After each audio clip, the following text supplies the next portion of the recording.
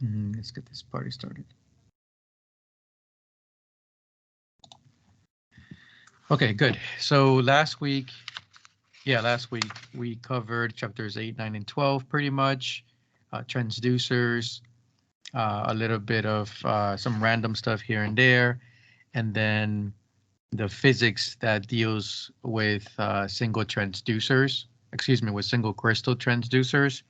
Those are transducers we don't use, and the physics is a little bit different for that. So just remember the phrase big, fast, deep for the focus, and that should get you through those questions, which shouldn't be many. It should just be little fillers, little questions scattered here and there about that. All right, so now we're gonna get into some like bigger concepts which are very important in the SPI, and those are the resolutions. So resolutions are extremely important in the SPI. And as always, it's it's beneficial to have really simple definitions to things and to know where to start. If somebody asks you about lateral resolution or axial resolution and what it means to be good axial or good lateral, your goal is to know, okay, what is good axial, what is good lateral, and then you start from there, because the questions will revolve around, hey, how can you improve your axial? How can you improve your lateral?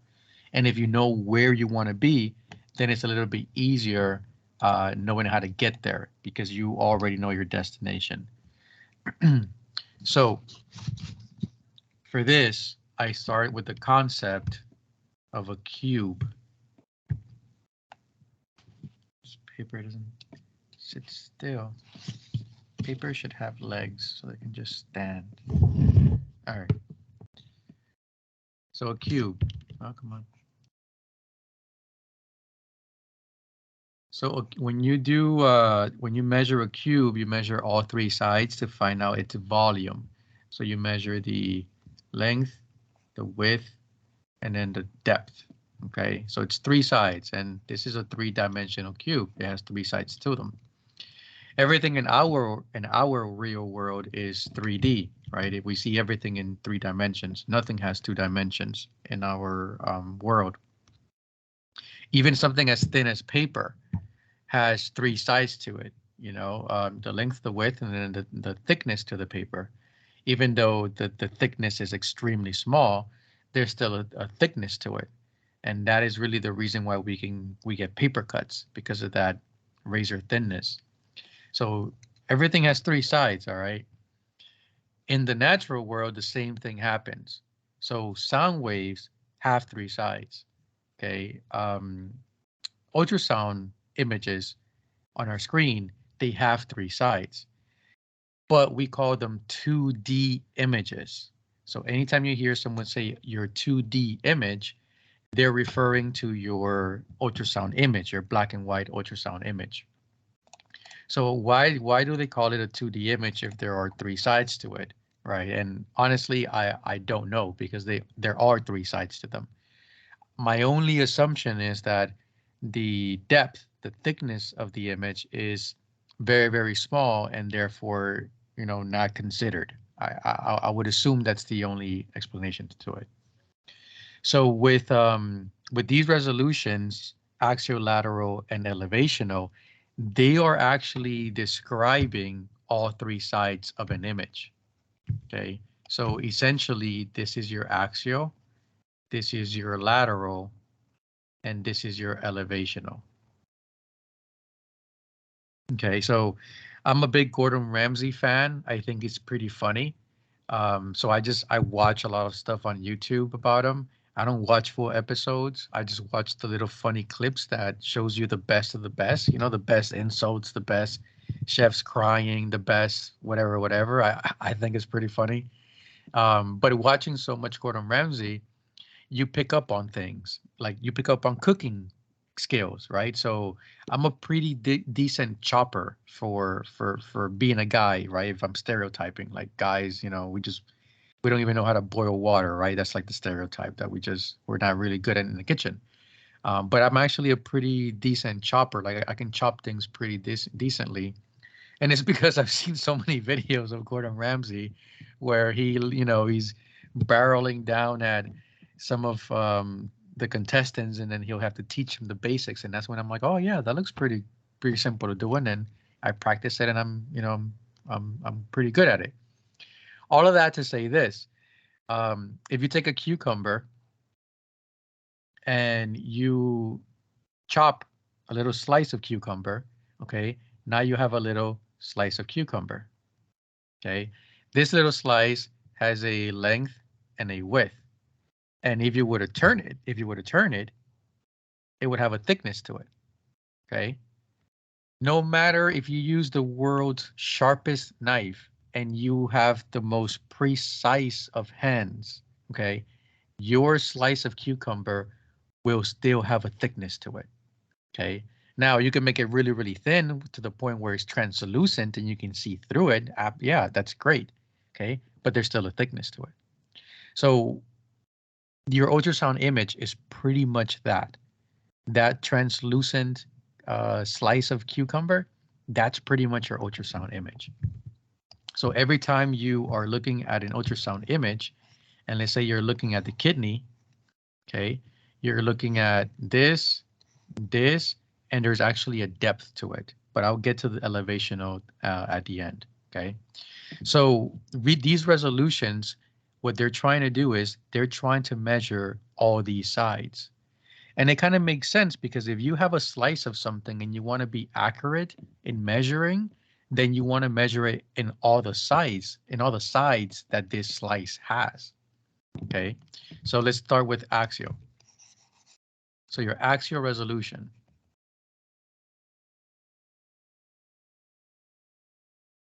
So let's break down this word. Oops, come on. Resolution. So resolution for now and forever means accuracy. So resolution is a concept, okay? It's an accuracy. It's a concept, okay? So whenever we say you have good resolution, we're saying that you're being accurate.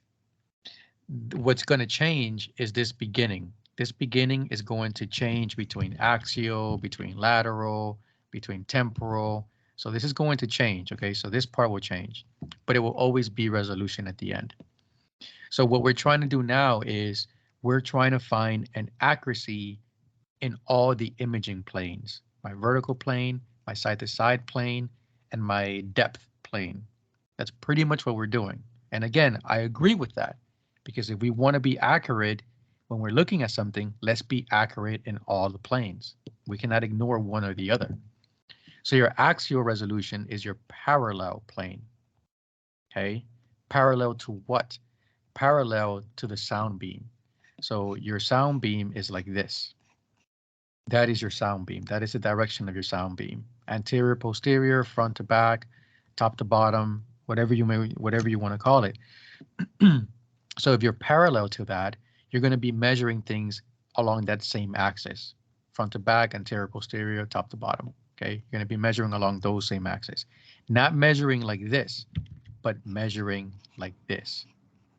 So that's why they call it the parallel plane. You're parallel to the sound beam. Okay, so that is your axial resolution. Now, axial resolution has a formula. And out of all the resolutions that there are, axial is honestly the most complicated one. Not because it's hard, it's because there are a lot of moving pieces. Once we start going into the other resolutions, it's pretty straightforward. This, boom. This, boom. That's it. Axial is the one that says, okay, you can change it like this, or like that, or like that, or like that. So that's why it's a little bit more complicated, okay? This is a formula that you must know. There's no way around it. You have to know this formula.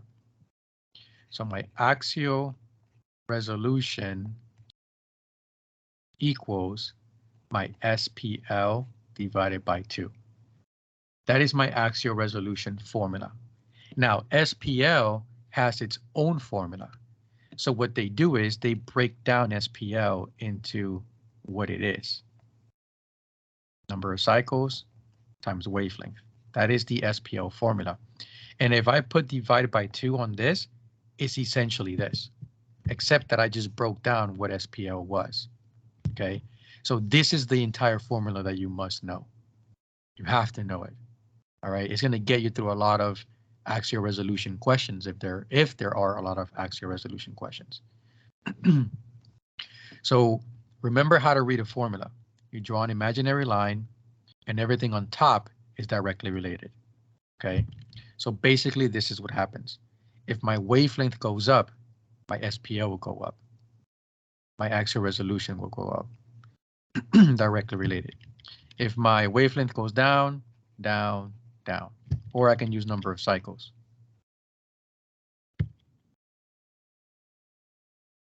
Okay, that is what's happening. Remember, wavelength and number of cycles are not directly related. Yes, they are on top. That's true. Okay, but they're not a result of each other. There is no equal between them. There's a multiplication between them. So always remember that the relationship is always with the result. Here's an equal sign, so these two guys affect my SPL. Here's an equal sign, so then this guy affects my axial resolution. Okay, so they only affect the result. Number of cycles and wavelength are not results. This can go up, and number of cycles can start doing the Footloose song if it wanted to, okay? Which, by the way, I'm embarrassed to say this. Well, I'm yeah, I mean, that was before my time, but the movie Footloose. So I've never seen it. Like, I've never seen Footloose, right? Until maybe like a couple of years ago, I saw the movie Footloose, and you know, it's all right. It's you know, it's one of those movies, I guess, that if you're from, I don't know, if you're into it, I guess. But for me, it was like, whatever.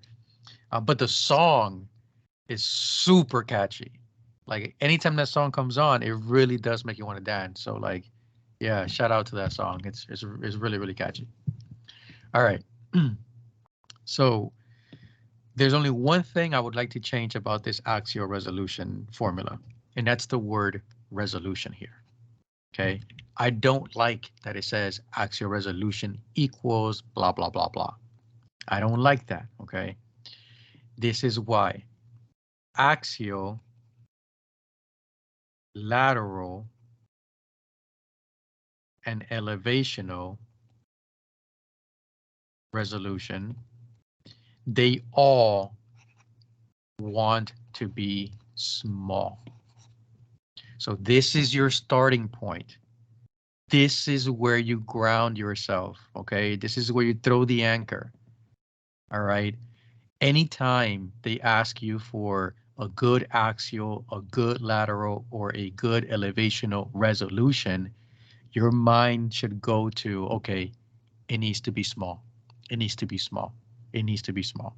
Okay. What needs to be small? Their number. Okay. Their number needs to be small. So let's do axial first. Axial resolution has a formula. The formula has math. Math is going to give you a number. That number will be your axial resolution. You want that number to be small. Okay. That is the goal. If it's small, you have good axial resolution. So always, please, please, that is where you start. All right, that is where you start, because there's no point in someone asking you, how do you improve your axial resolution? And you have no point of reference. This is your point of reference. If they ask you, how do you improve your axial resolution? Your point of reference is whatever makes me small. That improves my axial resolution. All right, so that's your point of reference. What improves my lateral resolution? Whatever makes me small. That improves my lateral resolution. And then you go through the choices. Does this make me small? Does this make me small? Does this make me small? You're killing me, Smalls. Does this make me small? You go through your choices and you ask yourself, does it make you small? Because that is your point of reference. So why is it that I want to remove it from this formula? Because of this. If my SPL becomes smaller, right, it goes down and becomes smaller. The way you would read this is, if my SPL goes down, my axial resolution goes down. And that is not true. Your SPL just became smaller. Your axial resolution just improved because it became smaller, right? That is your point of reference. So instead, I just like to say your axial value, or your number, if you want to say number, because this is a formula and it's going to give you a value. It will give you a number. So that is what I prefer to say, because now I can say SPO went down, then my axial value went down. And I'll ask myself, my actual number or value went down, became smaller. Is that a good thing? Yes, it is. Now I can say, oh, my axial resolution improved. Okay. Or my SPO went up. My axial value went up. My number got bigger. Does this improve my axial resolution? No, because I want to be small. So if my number got bigger, my axial resolution degraded. It worsened.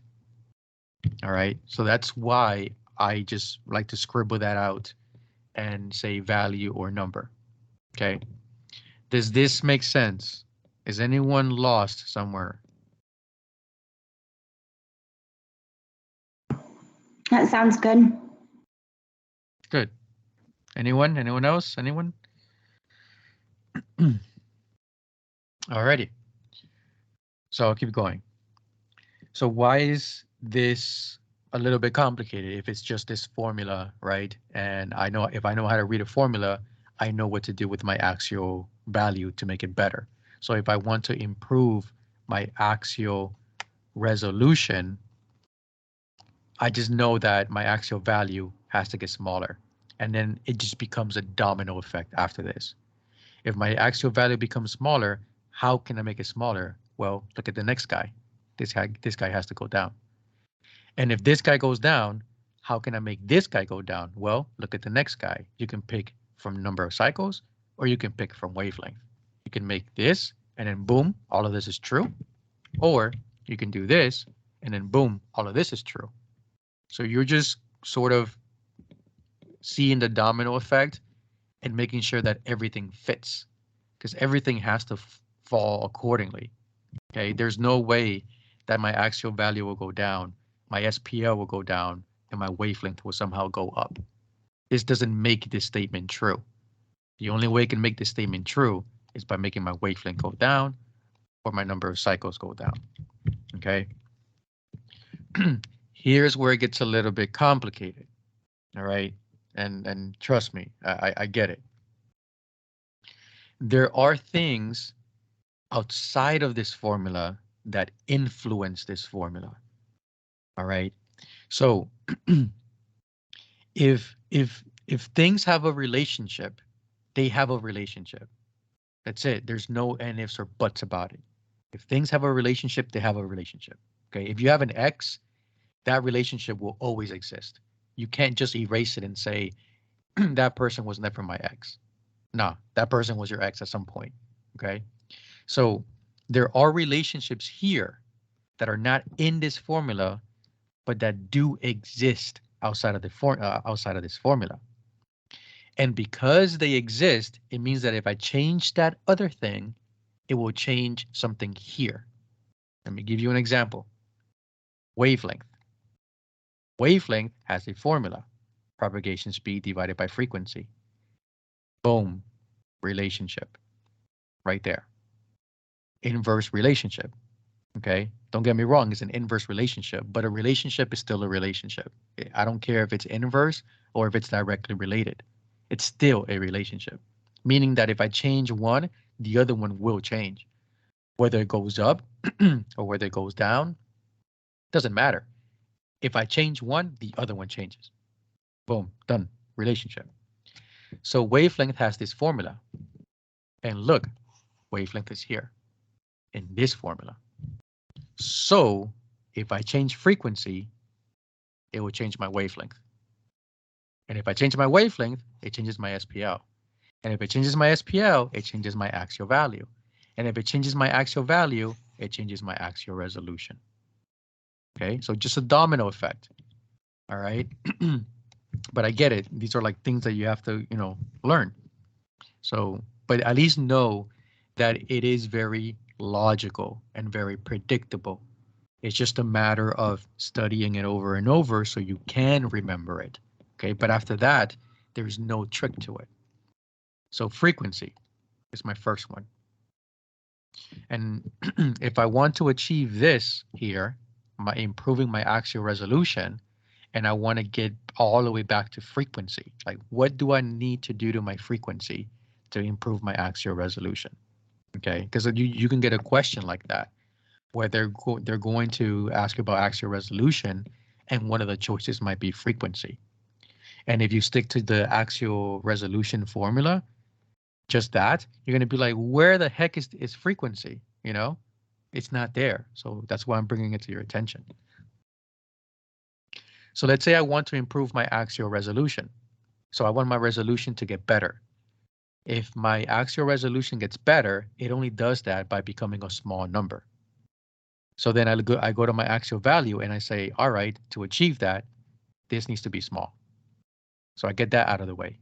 Now to achieve this here, this guy needs to be small. And to achieve this, I have to remember that frequency is tied to wavelength, not number of cycles. Okay, so I have to remember it's tied to wavelength. So in order to make my SPL go down, my wavelength has to go down. So I have that so far. Now I can go to my frequency. This is one way of doing it. To me, it's the simpler way because it just follows a nice steady course. So if my wavelength goes down, my next job is to know that it has an inverse relationship with frequency. So by the fact that I already know what's happening to my wavelength, all I got to do is do the inverse to it. And there goes my frequency. So then my answer becomes higher frequency improves my axial resolution. Did I lose someone here?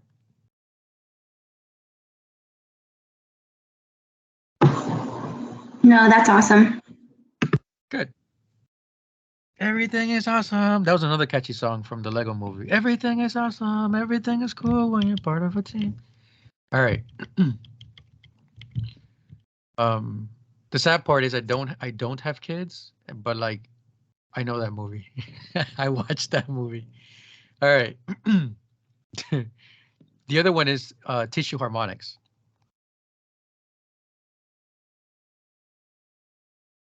So tissue harmonics has a relationship with this guy. And then this guy has a relationship with this guy. So it's just a domino effect, honestly, you know? And we're just kind of like going into like, this sort of starts to feel like Inception, where we're going the dream of the dream of the dream, you know? So, but tissue harmonics has a relationship with frequency. Specifically, if you turn your tissue harmonics on, it doubles your frequency. So it increases your frequency, okay? It increases it by doubling it, but increasing it nonetheless. So if I turn my tissue harmonics on, this happens. My frequency goes up. And if that goes up, this guy goes down, then this guy goes down, then this guy goes down, and then boom, I have an improved axial resolution. Okay, so that's the other one. That's tissue harmonics. Now we have period. And if you recall my first video where I went into this whole conversation about time and distance, that everything is time and distance. We make a lot of choices based on time and distance, because if something becomes a longer distance, it requires more time, traveling, going places. A lot of times when you're in the program and they give you a clinical site that is very far away, you're driving a longer time, right? So it's like, oh, I have to drive an hour away. And I would assume it's because the site is far away. There's no way you're driving an hour and the site is across the street. You know, so time and distance are interlocked and they behave the same way. They're each other's shadows. So they walk together and they're just directly related, to say the least. So I can ask you about period. Why? Because period has a relationship with this guy. So I can say that if my period goes down, so will my wavelength. My distance becomes shorter and my time to travel that distance is also shorter. And if that happens, SPL goes down, value goes down, resolution goes up. Okay, so that's another one, period. And just like these two guys are interlocked, SPL is interlocked with somebody else. Pose duration. Remember, these were the bigger brothers. SPL is the bigger brother to wavelength, and pose duration is the bigger brother to period. Okay, so that was the first video. So they behave, again, they behave the same way. Just like wavelength and period are shadows of each other, so is SPL and pose duration. So if my pose duration goes down, it's another, I can easily say, oh, my SPL has to go down with it. Okay, and then my value goes down, my resolution improves. Okay, so these are the little things to look out for. Now, there is one more, and it's for number of cycles. Okay, because over here, everything, all the attention is for wavelength. Okay, but number of cycles has its own relationship as well, and it's with ringing. Okay, and think of the term ringing as face value. If something rings for a very long time, it just keeps on ringing and ringing and ringing. And if we try to illustrate sound, in physics, it's cycles. Okay, so if something is ringing for a long time, it looks like this, ring. Those are all cycles. Okay, and look how many cycles we get if we have a lot of ringing. But if we have a little bit of ringing, it would be like this, ring. That's it. Okay, or ring. That's it. So less cycles or more cycles. So if something rings more, is more cycles. If something rings less, is less cycles. Okay, and just have that that audio visual in your mind where it's like ring, a lot of cycles, ring, ring, ring, a little bit of cycles. Okay, so if you get more ringing, you get more cycles. If you get less ringing, you get less cycles. So they can ask you about ringing if they wanted to, and that has a relationship with number of cycles. Okay, so that's how they can ask you about that. And so I can say, how do I improve my axial resolution? Well, my value has to get smaller. And the only way to make that smaller is if my SPL becomes smaller. And the only way to make this smaller is one of these two guys. But I'm going to go with number of cycles. So my number of cycles has to get smaller to make all of this true. And if I want to connect it to ringing, well, that means it's less ringing. Okay, so that's how everything ties together. All right, that's axial resolution. Now, visually, okay, visually, what is the point of axial resolution? Like we see the formula, we understand the relationships, but visually, what is the point? The point is to see tissues that are on top of each other. Okay, this is parallel, right? They're on top of each other. So the point is to be able to see what is the space between these two tissues. And more importantly, are they two different tissues? Or is it just one tissue? Okay, so that's the job of axial resolution. And the way that it does that, and at least the way that I kind of like to explain it to make some sense for me to draw it out, because if I can't draw it out, then, then it's tough, right? It's always easy to draw things out so they can click better. So for me, we're looking at SPL for axial resolution. And what is SPL? SPL is the length, which is a distance, a physical distance of your pulse. And that SPL is being divided by 2, okay? No problem. But let's just say that it's SPL, and that is my length. So this is a length. It's like a ruler, like a measuring ruler, okay? This is what you're using to measure your SPL, okay? So if you're trying to prove that there are two tissues there, or that these two tissues are separated by a particular distance, you need a ruler, okay? If I want to specifically prove that two things are there, that there's a separation between them, the only way that I can prove that is by having something go in between them, right? The only way you can prove that two things are not connected is by somehow putting something in between them. And if you're able to do that, then you're proving that they're not connected. Because if they were connected, there's nowhere that you can put something in between and you'll like run through it, from one side to the other side. You can't do that if they're connected. Okay. But if they are separated, no matter how close they are, I can grab the thinnest of the thinnest objects and I can just put it right down the middle. And if it goes through, boom, I just proved, hey, these two things are separated and they're two different things. Okay. And depending on how I'm measuring it, I can say, oh, the space between them is such and such, right?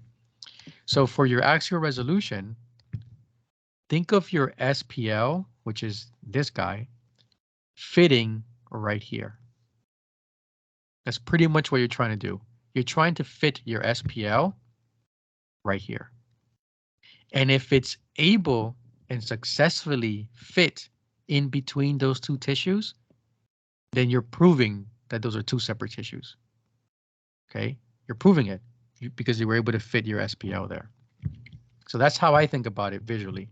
Now, if these two tissues are separated by this much, then I can have a big SPL. And look, it still fits in between cleanly. It still fits in between. So I can say, oh, look, I was able to fit my SPL in between these two tissues. So I know that they're separated. And because my SPL is a particular distance, I can measure the distance between this tissue and that tissue. And I'm using my SPL as my ruler, right? So no problem there.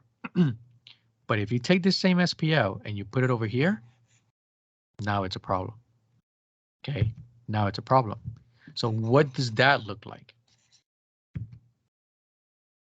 If you have these two tissues and you have a big SPL on your screen, this is what you're going to see. An elongated tissue. This is not accurate. How do I know it's not accurate? Look at the left image. There are two tissues there. Why are you showing me this stretched out tissue? How can you call that a resolution? How can you call that accuracy if what you're showing me is not what's in the body? What would be the point of imaging if I don't show you exactly what's in the body? What would be the point of imaging? It would be a mess, right? The whole point of imaging is to accurately show what's in the body. So if you have this SPL that's way too big, I like to tell students, pretend this SPL is hugging these two tissues together. And that's how you get this. It's elongated vertically. It's elongated on the parallel plane. Okay. So what happens if you get a small SPL that's able to fit in here? Well, now you get this. That is resolution because it's showing me there are two tissues and they're separated by this much of a distance. And we would call that high axial resolution because it is accurate. Okay.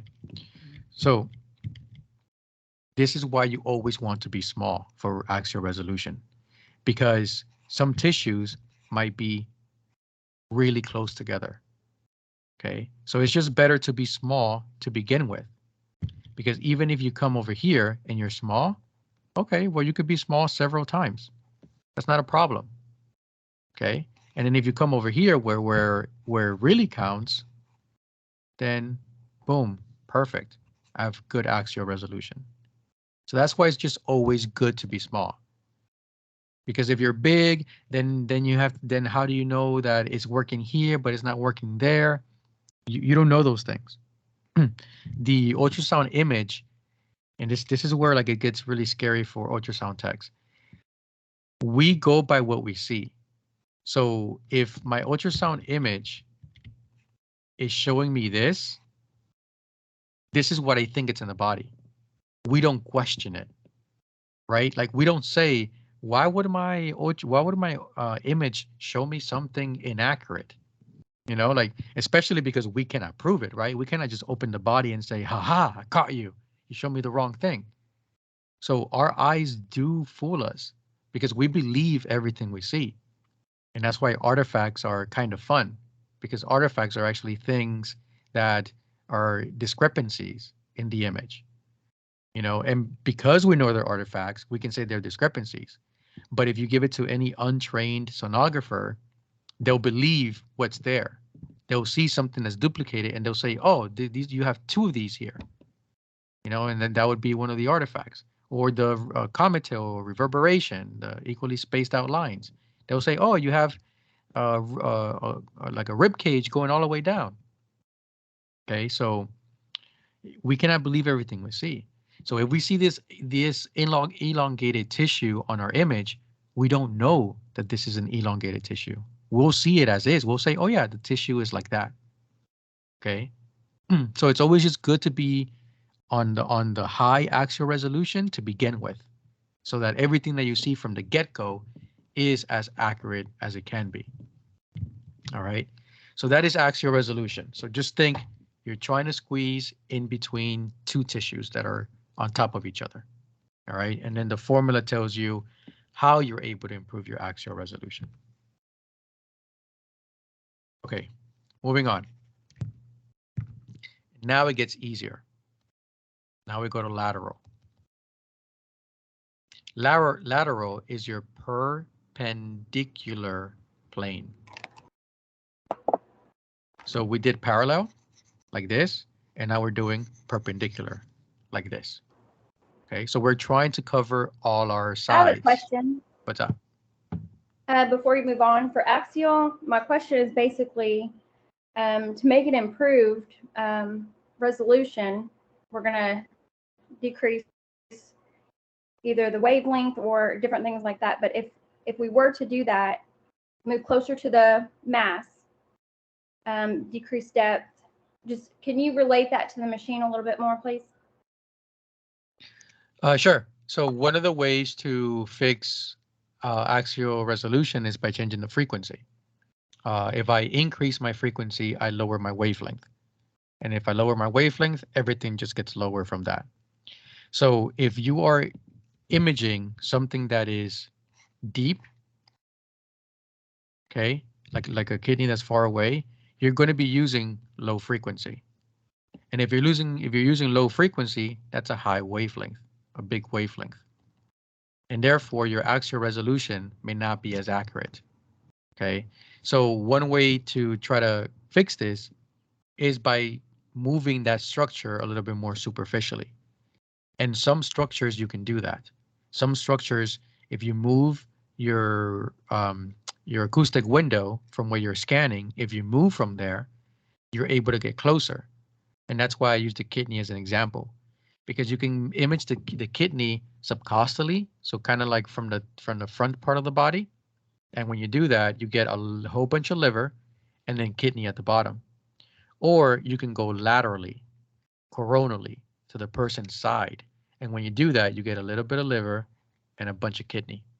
And here you are shallow. And at this point, boom, you can change your frequency. And this will improve your axial resolution. Does that make sense?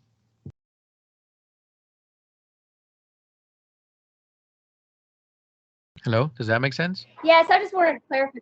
Yes, it does. I just wanted to clarify. Sorry, my dogs are barking. Oh, no worries. That by changing your position where your transducer is at on the body to get closer to the master organ versus changing the frequency. Those are the only two known ways, correct, to improve your resolution, axial resolution? Yeah, pretty much. I mean, you changing the depth does not automatically change your axial resolution, because you can change your acoustic window and go shallow and still keep it at low frequency. Let's say that you forgot to change your frequency. So you changing your depth is not an automatic that your frequency changes. Okay, so you would have to make the effort of moving from where you're at and then adjusting your frequency, because we don't adjust our wavelength. All right, we adjust our frequency, which adjusts our wavelength. Okay, so that's the way it pretty much works. And then the same thing with tissue harmonics. You can maybe it isn't too deep. Maybe it's somewhere in the middle where you're looking at, and you decide to turn on your tissue harmonics. And that's going to affect your frequency, which then will affect your wavelength, which then will affect your SPL and your axial value. Okay, so those will be the two things that are at your disposal. Because periods and things like that, those are not settings that we have on the machine that says, oh, let me change my period. It's really all just going down to frequency. For the exam, though, all of those things are fair play. They can ask you about period, wavelength, even though we don't change those specific things, they can ask you about them. Okay?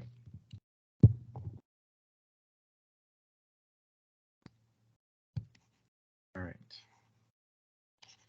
So lateral resolution, again, we're looking at accuracy, but in this case, we're looking at our perpendicular accuracy. Okay, so our side to side. That is what we're doing now. Okay, so we are looking at tissues instead of tissues being like this, we're looking at tissues being like this, side to side. And we're measuring the same thing. We're trying to see, are these two separate things? We're trying to see what is the distance between these two tissues. So we're doing the exact same thing as axial resolution, except that because we're on a different side now, on a different plane, we use a different ruler. That's it.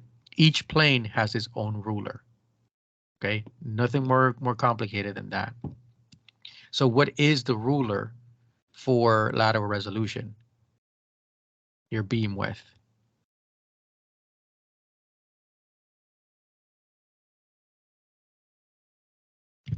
So we're looking at our beam width. That is my ruler.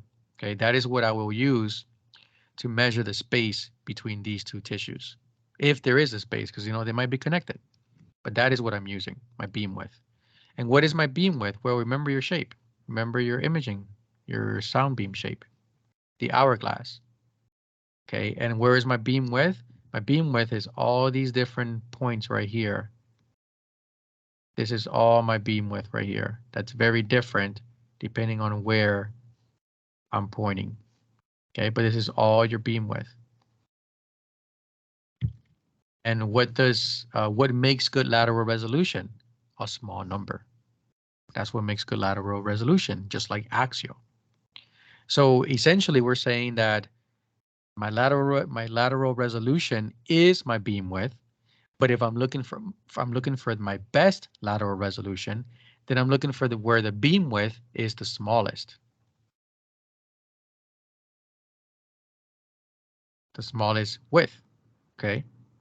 That is what I'm looking for, because there are so many different widths in my beam. Okay. Some of them are a little bit narrow. Some of them are very wide. So if I want to look for my best lateral, I'm looking for my smallest width.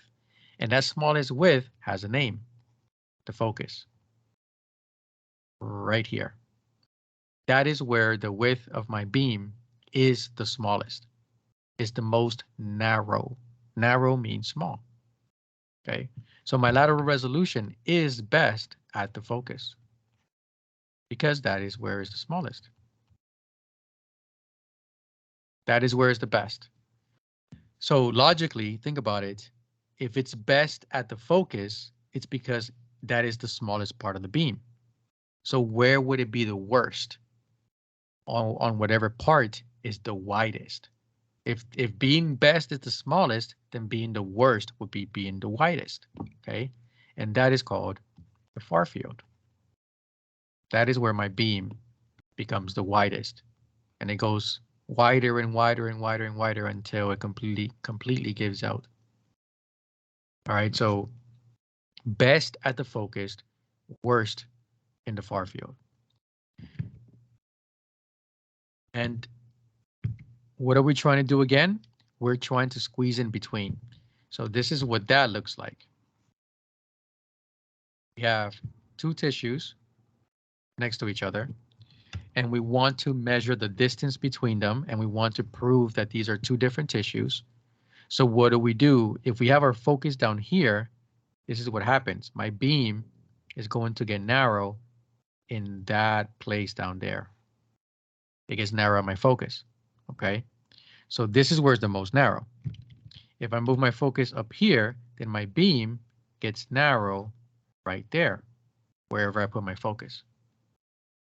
So the same thing as axial.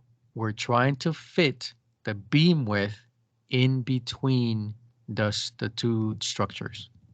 The same way we were trying to fit the SPL between two structures, now our ruler is the beam width. So we're trying to fit the entire beam width between these two structures. And that is why you want your focus to be wherever these two structures are, because you have a higher chance of fitting the entire width of the beam if you put the focus, because that is the most narrow part. Okay. So look what happens. I do this and I'm happy. Okay. My entire beam width fit in between these two structures. So when I see this on an ultrasound machine, I'm going to see this. Two structures with whatever distance apart from each other. Okay, I'm happy. Now I'm going to take these two same structures and just move them ever so slightly to the bottom. So the same guys, okay, same guys, I just moved them to the bottom a little bit. And look what happens. I don't have the beam going in between anymore because my beam got wider. So now my beam is touching a little bit of the left, a little bit of the right. It's kind of doing what the SPL did, which was to hug them together. So for this image, I'm going to get this. Elongated, but now horizontally. Before, it was elongated vertically because it was axial. Now it's elongated horizontally because it's lateral. So it's the same thing, okay? Potato, potato, just on a different plane. But it's the same thing. And that's all there is to lateral resolution. Just know that the focus is where it's best, the far field is where it's worst. Whenever you are trying to investigate something, always put your focus there. The same way you are putting your own mental focus in this particular area, put the ultrasound focus there as well, okay? Because you never know. You might have something like this on your screen. And then the moment you put the focus there, all of a sudden, you see this. So what was before this elongated mass, now that you put the focus there, turns out it's two different tissues very close to each other. Okay. And it's very important because you want accuracy for your image. You want to be able to tell the doctor what you're seeing just in case they need to do a biopsy on one of these. Okay. Because what if they did a biopsy and they did a biopsy right down the center, right there? Well, if this is true right here, this is where your biopsy would be. In nothing. In a normal tissue. It wouldn't even be any of these two guys. It would be some sort of tissue in the center. And what if that tissue is normal, but the two tissues on the side are abnormal? And you're thinking, oh, this is what it looks like. So I'm getting tissue from there and it comes back normal. Ah, great news. You're normal. It's like, no, you don't want that. Okay. All right. So that is lateral. Now, certain things affect lateral, and I believe I touched upon them. Dynamic aperture, dynamic frequency tuning. Okay. No, not dynamic frequency tuning. Dynamic receive focusing.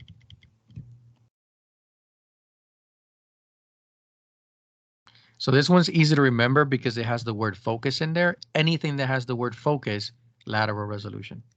Okay. Anytime, that's the resolution it's affecting.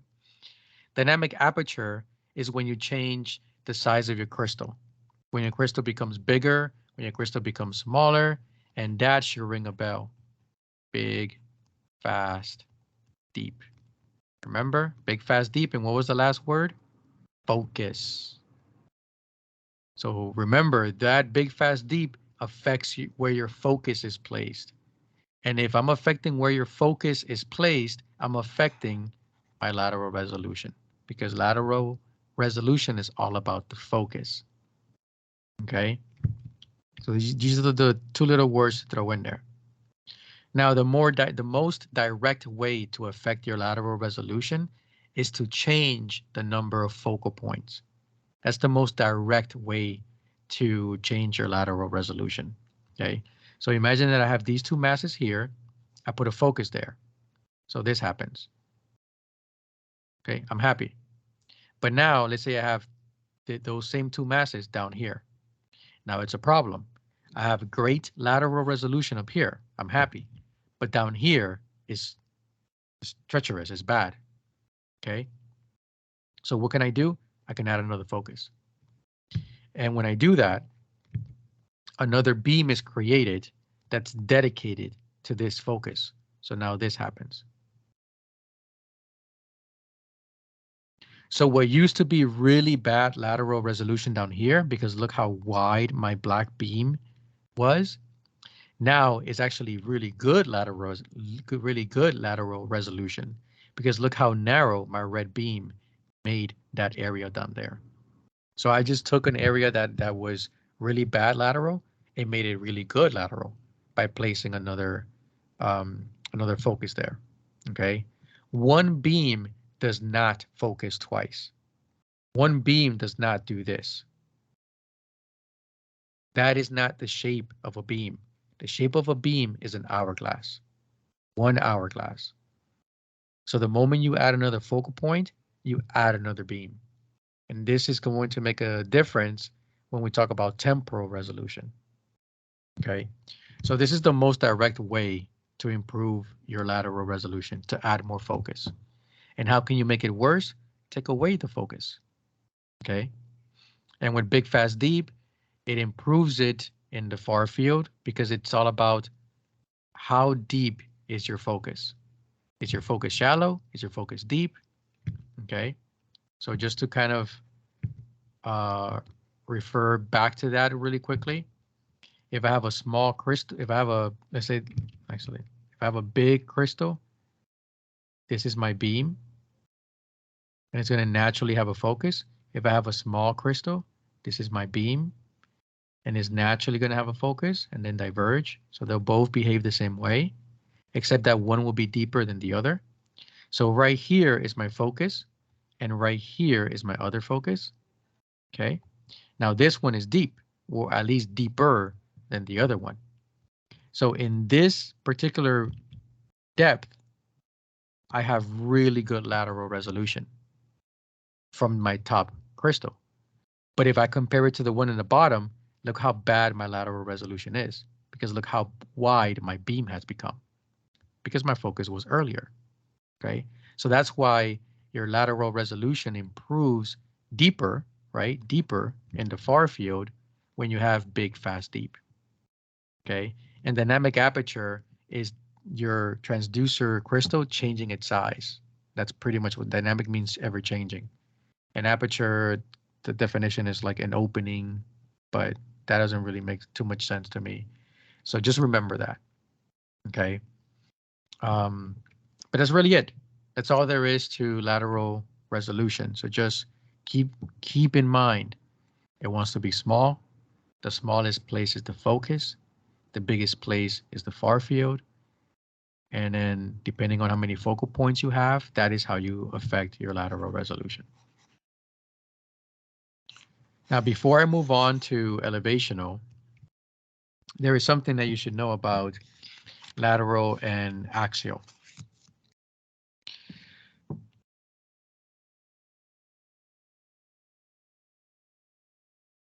Axial is depth independent,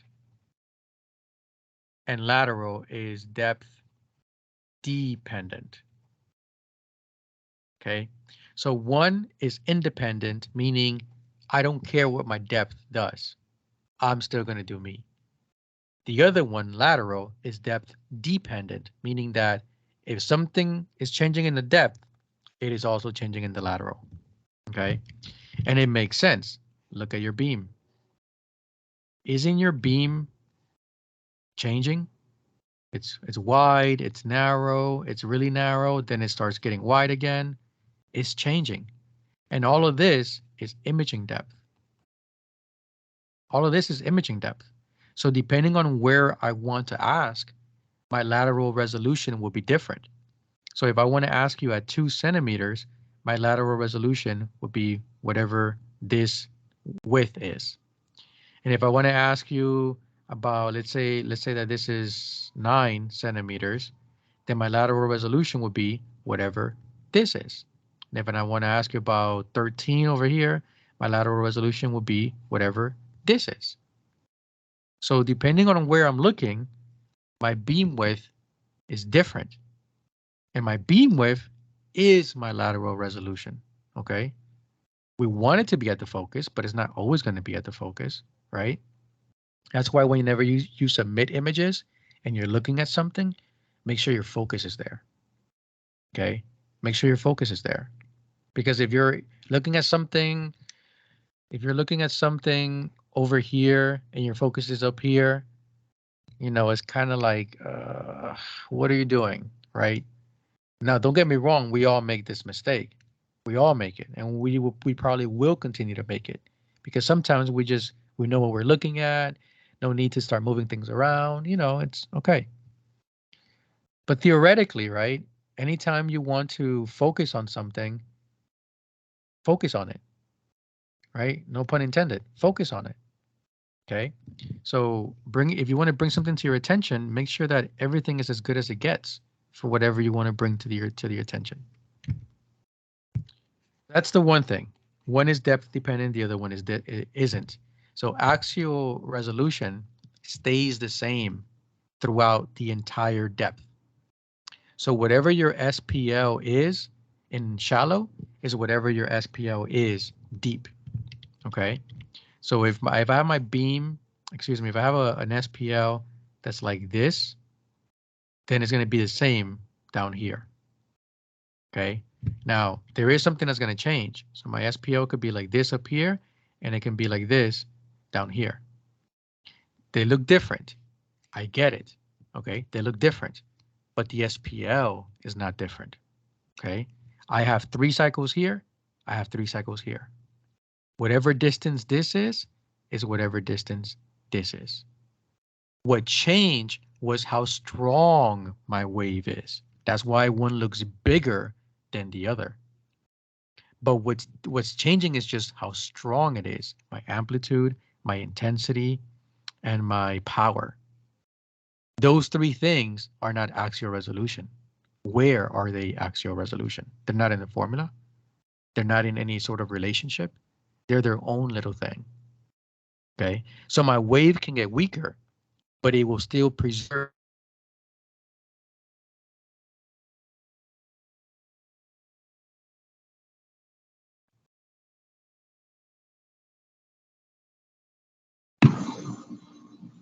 I think I lost you. Where? You're back. Oh, okay. You mean my voice? Yeah. Oh, okay, cool. So, okay. So can everyone else hear me? Am I good? Okay. So the axial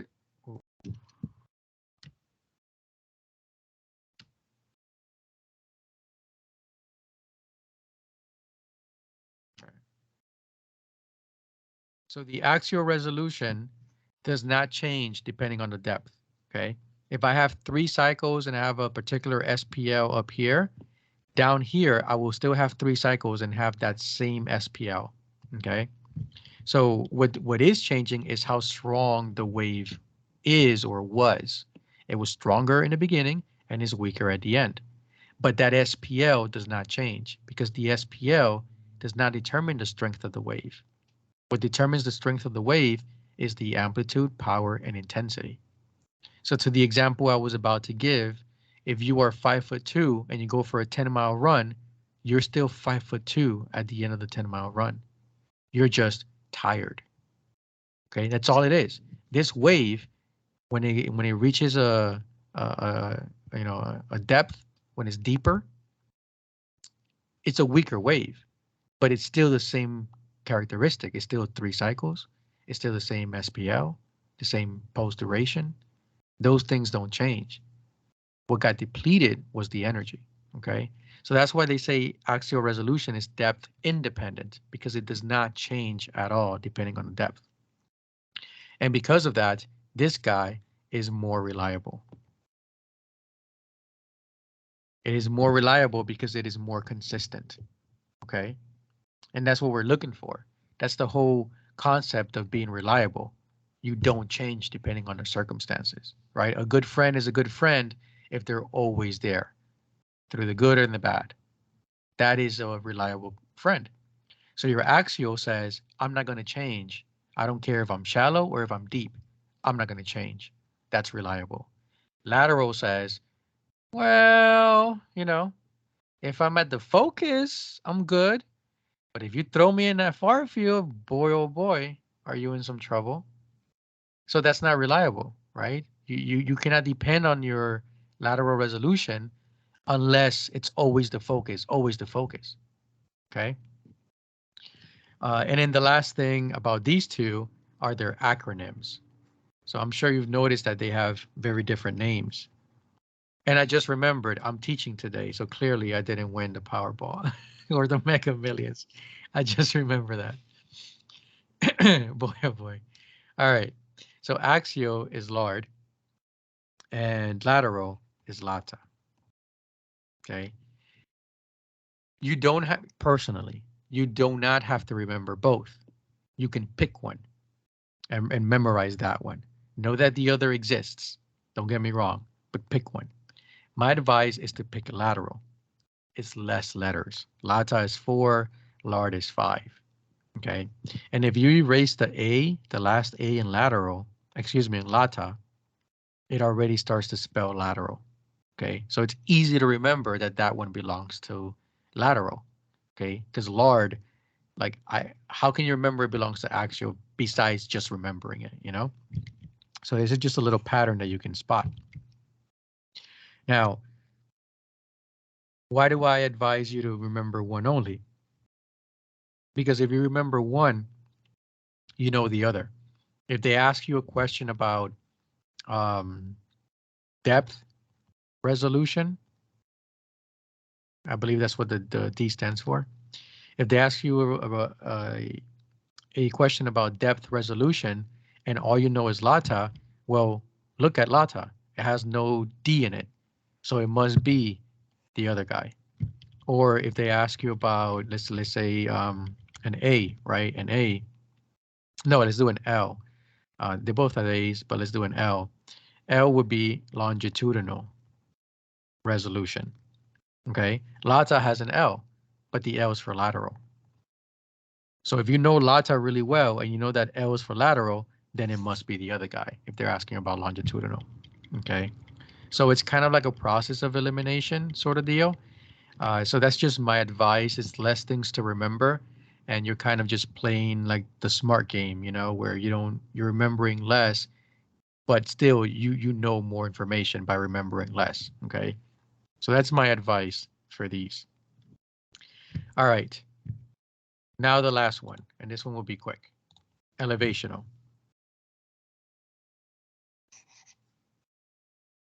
This is the last of these 3 resolutions for the cube. Elevational. This one is your slice thickness, which I believe is appropriately named because we are looking at the thickness of our slice. And what is the slice? Your image, because you're only seeing a slice of the image. Okay. Remember the mango example? We have a mango. I love mangoes. I cut you a piece and this part is rotten in the mango, but I cut you this piece and I give it to you and you say it's delicious. And then I tell you, well, did you know that that slice came from a rotten mango, a mango that was rotten on one side? And you'll say, no, I don't believe that because the slice you gave me was so good. Well, That's the thing in ultrasound. We only look at one slice at a time. So if you have a liver and you happen to catch the healthy slice and you based your entire interpretation, your entire assessment or impression of the liver based on that one slice, you're making a mistake. That's just one slice. This is just one slice of mango. If I were to start cutting more slices, then you'll finally see that rotten piece. Okay. So elevational resolution. Here's your beam. This beam has this. So let's call this your axial. Let's call this your lateral. And it has a thickness to it. This thickness is your elevational. Okay. We don't see that. We do not see that in ultrasound. Okay. We don't see this thickness. That's why it's 2D image. We only see two sides, axial and lateral. We don't see this side. But there is a point where we can see that side. And this is one of the biggest key to elevational resolution. You can only notice it in cystic structures. That is the only place where you can notice if you have poor or good elevational resolution in cystic structures. Now notice it's cystic structures, okay? Don't get confused. These are not cysts, okay? They can include cysts, but the description is structures that look cystic. And what are things that look cystic? They're anechoic. Okay, that's what cystic things look like. They look anechoic. So there are quite a bit of things that can fall under cystic structures. The gallbladder, that is cystic. The bladder, that is cystic. Vessels, those are cystic. For echo, the heart chambers, those are cystic. Okay, and then of course, cysts, simple cysts, right? They're cystic. So a lot of things can fall under a cystic structure. And this is where you will notice your elevation or resolution, whether it's good or bad. So let's go back to that beam. And let's say that this is the thickness of it. So look how thick I made it. Okay, that's how thick it is right there. Boom, boom, boom, boom, boom. And let's put a cyst there in the middle. There's my cyst.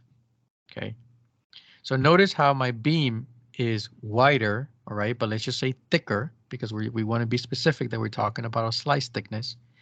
Let's notice how the beam thickness is much bigger than the cyst. Now this cyst here isn't just floating anywhere.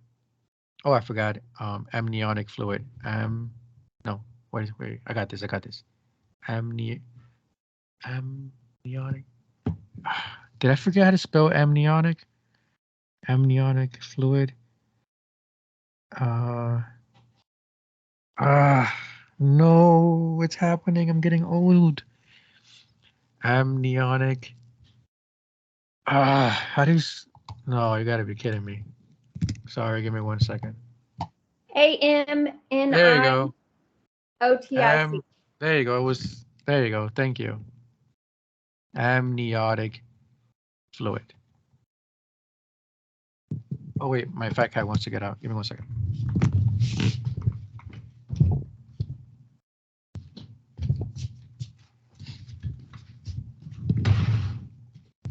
All right, amniotic fluid. That's also cystic. Okay, cool. All right, so notice how the slice thickness of this wave is much bigger than my cyst. And this cyst isn't just floating around, right? Everything is like usually squished in between tissue. Okay, so this cyst is squished in between tissue. So what's around this cyst? Well, tissue. Tissue is around this cyst. Okay, so when this wave goes out and it sees this cyst, it sees the cyst, right? It falls within the thickness of it. So it's going to see this cyst.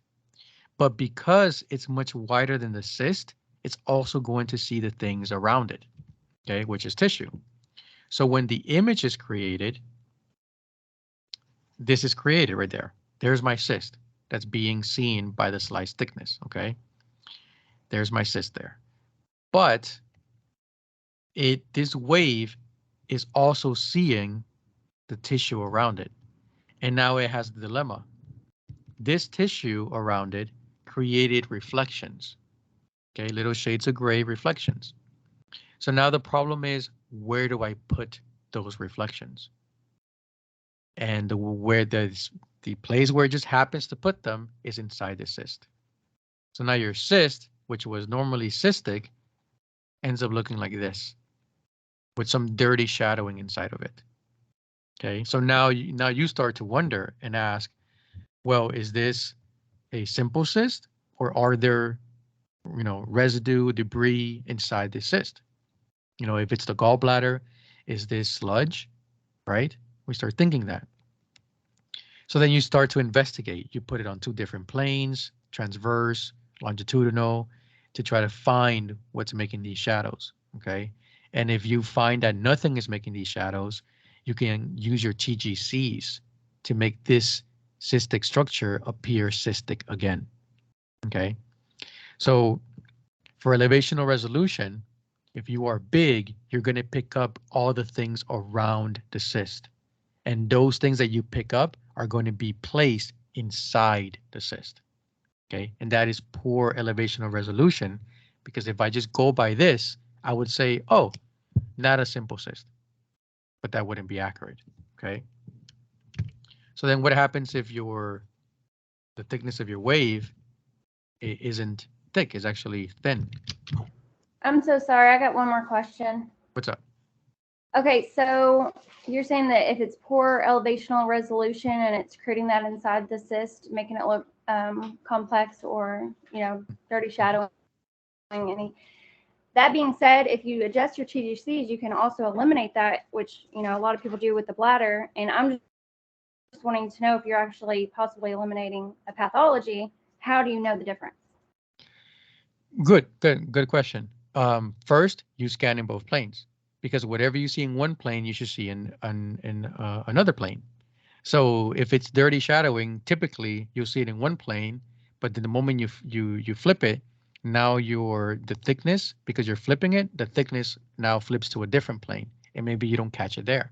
So boom, that's one way to know that this is just an artifact. It would be a slice thickness artifact. Okay, that's one way. The other way, which is the most clever way, is that there is an artifact called enhancement.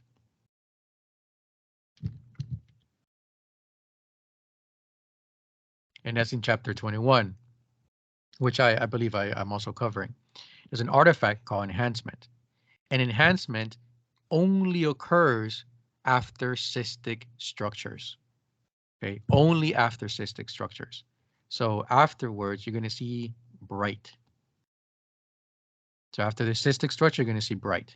Okay, but it only happens after cystic structures. So if you have this cystic structure with this, and you still have enhancement after that, artifact. Those shadows are fake, because there's no way that you can still have enhancement with a structure that has debris in it. Okay. And once I get to artifacts, maybe I'll talk a little bit more about why, but it's because of the lack of attenuation. Anything that's fluid does not weaken your wave. So that's why it looks brighter on the other side, because it kind of took a free trip through that cystic structure without getting weak. So it kept its strength. But if there were residue inside of it, that residue would have weakened the wave. So it wouldn't look brighter at the end. It would look like everything else looks, not brighter. So that's the other clever way to figure it out. Does that make sense? Yes, that makes sense. I'm just wondering if, say that there's not enhancement in either plane, and sorry, I'm trying to word this. say that you see that in both planes, the pathology, the Mm-hmm. shadowing, Mm-hmm. but say that the brightness changes in different planes. I'm just wanting to know, like, because I've had this happen before where it's been notated, but I had questions about it. This helps kind of clear that up for me, but at the same time, I've seen it to where it doesn't have that enhancement, but in one plane it will have like debris, and other planes it doesn't. Okay. My thing is the enhancement is the key. That would be my thing. The enhancement is the key. So I would go by the enhancement. Um, because if when you're switching from one plane to the other, you're also cutting a different slices, right? As you're going through this plane.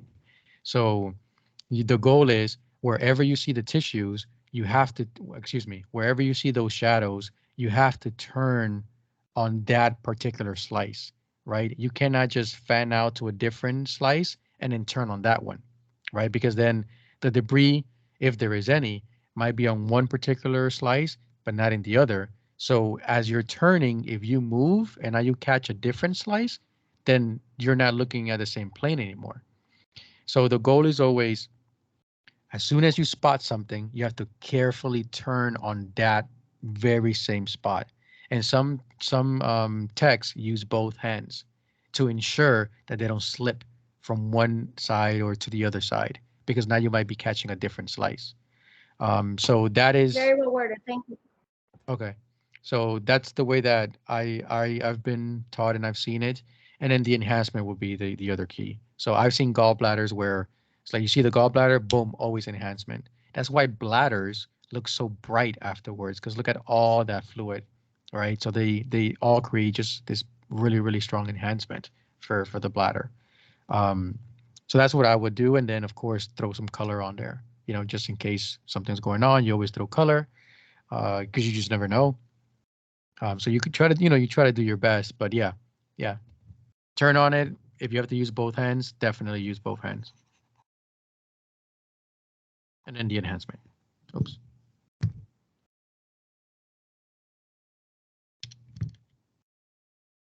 So if I'm thin, this is the last part. If I'm thin and now I have a cyst that's maybe like this big, okay? Now look at my wave. My wave, the thickness of it, the thinness of it, only fits inside that cyst, not to the left of it, not to the right of it, only inside that cyst. So if that cyst is clean and there's nothing in that particular slice that I'm going through, then that is all I'm going to see. I'm just going to see that clean slice. And of course, I'll fan through it. I'll fan through it each little slice to make sure that everything is clean. But at least I can feel a little bit more confident knowing that whenever I'm looking at this cyst, whenever I'm inspecting this cyst, I am only seeing whatever slice I'm looking at because I'm very small. I'm only small enough to see one little slice as I go along. Eventually, I would be looking at the tissue around it, right? Because when you fan out too much, you start seeing tissue around it. And sometimes that happens that I don't know if you've noticed this, but when you start fanning out at something and you're reaching the end of it, you start seeing like shadows on the edge when you're reaching like the end of that cyst that you're looking at. Well, it's because the thickness is picking up that last bit of the cyst and then the next thing that comes up, which is the tissue. So you start seeing that blend of those two things together, all right? But for the most part, as you're fanning through, the majority of the cyst, not the edges, the majority of it, you're small enough that you'll only scan where you're intended to scan. You're not going to be scanning, from one end to the other end and then some. Okay. So this is why you want to be small. And axial, lateral, and elevational, they want to be small. Elevation resolution wants to be thin. And we adjust our elevational resolution? No, we cannot adjust it. You're stuck with whatever your elevational resolution is. So it's not like you can go ahead and adjust it. Okay. There are certain things that give you good elevational resolution when we spoke about transducer, mechanical transducers, including annular transducers because they have round PCTs, right? So that was one way to improve your elevational resolution. And also a transducer called your 1.5D. This is the other one that improves your elevational resolution just because of the way it's built, okay? So mechanical, annular, and your 1.5D. These are supposed to give you the optimal elevational resolution because they create very thin wave, very thin slices. But everything else, you're stuck with whatever you're stuck with. All right. That is it. Are there any questions on this?